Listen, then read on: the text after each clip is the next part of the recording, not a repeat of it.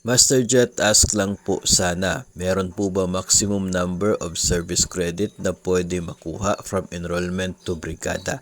Salamat po. Actually, wala po akong nakita doon sa doon sa memo na talagang mayroon siyang limit. Ang brigada kasi ay 1 week yon. So, for that duration, yun din po yung pwede nyo makuha. One service credit na 1 day in every aggregate of 8 hours. Then, dito po, as to total number of service credits na makukuha, tandaan lamang po natin na under DepEd Order number 53 series of 2003 ay meron pong 15 days na maximum na pwedeng ma-earn in 1 year.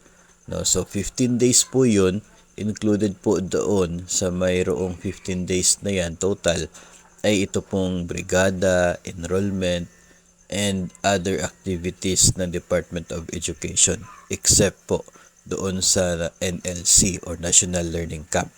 So for the entire year from January to December 2024, yung mga activities ng DepEd na nangyari during school break, during weekends or holidays, dapat hindi lalagpas sa 15 days ang makukuha mo na service credits dyan. Again, excluding the NLC. Kasi doon po sa DepEd order ng NLC ay hindi siya kasama sa limit na 15 days. So, meron siyang sariling 15 days din. So, total of 30 days po lahat.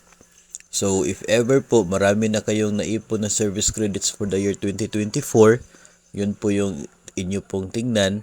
So, wag po kayong magtaka if ever hindi po maibigay lahat ng naipon ninyo or lahat ng service credits na coming from your service sa enrollment at sa brigada. If ever po na marami na kayong naipon from January until May na or until June na service credits from the different DepEd activities.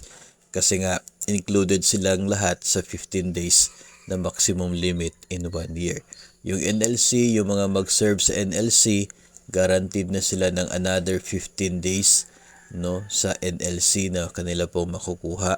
So, idagdag po doon yung other activities na 15 days din for the year 2024. Maximum of 30 na yung pwede nilang matanggap na service credits ngayong taon dahil sa kanilang pag-serve sa National Learning Camp.